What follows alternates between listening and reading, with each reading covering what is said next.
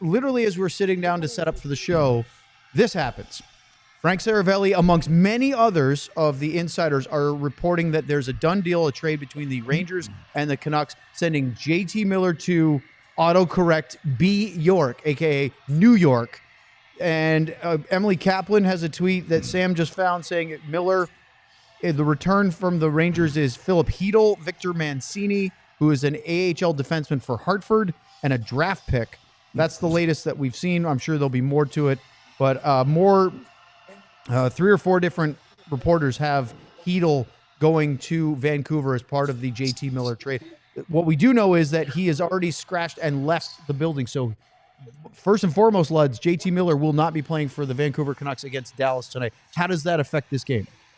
It depends to me. It depends on if any of the stories are true coming out of the locker room about he can be this kind of a player, that kind of a player. Maybe there's a bit of the fog is lifted a little bit, and maybe there's more guys that were in the Pettersson camp than they were in the Miller camp, and they feel a little bit stress relieved, and now they can just play. I would think that Rick Tocchet is not relieved because he's a good player, but that this is gone now. It's gone. Yeah. We have no more excuses. Let's move on. Hey, Sam, I just saw a tweet from Sean's colleague over at EP Ringside, Cam Robinson, who is very well connected. He has Chytil, Mancini, and a first-round pick for JT Miller. Oh. Your initial thoughts about the trade, the return, and how it all ties into tonight's hockey game?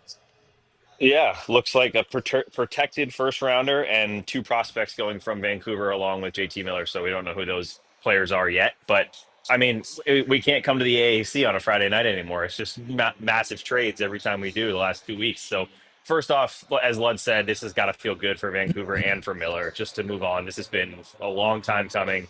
I actually watched the morning skate this morning with you, Owen, for a little bit, and Robert, and it's funny to think that was the last time he's going to be in a Vancouver Canucks jersey. So interesting thing going on here. They're going to have to make some quick adjustments, put some people, a new guy have to go on their power play unit, have to adjust the lines a little bit. But in terms of tonight's game for Dallas, he wasn't playing his best. This wasn't his best season, but they just took a pretty decent player off of their roster and made this a little bit easier of a game. Larry Brooks of the New York Post has a couple of prospects, Eric Brandstrom and Jackson Dorrington, going to the Rangers along with JT Miller for the return we talked about before. So this trade is coming together as we speak. It means that Miller won't play tonight, and we will get into a bunch more of the Canucks drama in a few minutes here. But I think we should talk more about the drama in Vancouver because that's been a big thing.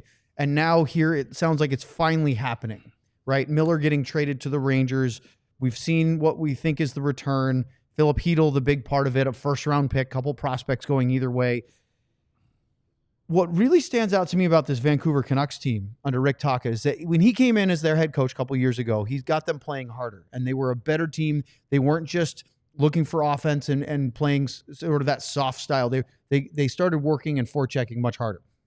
But they're better on the road, Luds, and they have a lot of struggles on home ice. And I just wrote distractions. Why are they so much better of a road team right now, do you think? They're under 500 in Vancouver at their home rink. It can't be disconnected to all this drama that's playing out in front of their home media and crowd. When they played the game that I watched them play, I believe it was against St. Louis a couple nights ago, and they played a simple game. And there were pucks that were getting chipped out of the zone. They were getting put in the zone. They would forecheck. They played more territorial. I guess that's the way we used to sum it up a lot. And I feel that they were playing a good road game. And what they did is it was halfway through the game, and St. Louis had mustered up, I think, 7 or 8 shots. And it wasn't that there was a lot of glorious chances by Vancouver, but you could tell that it was the Blues were getting frustrated. Then all of a sudden they come back, the Blues do, and come back and score 2 goals in 2 minutes.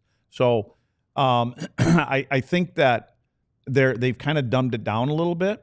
And I think now that one of these distractions is gone, we'll see. I'm very curious to see how they play tonight. And I think this is the last game of the road trip, right? Yes, it is. Yep. Yeah, they play at home against Detroit on Sunday. Yeah, so it'll be interesting to see how these guys play. And they know the kind of building they're in. But I think what they've done as a group, they're starting to take on the personality of their head coach.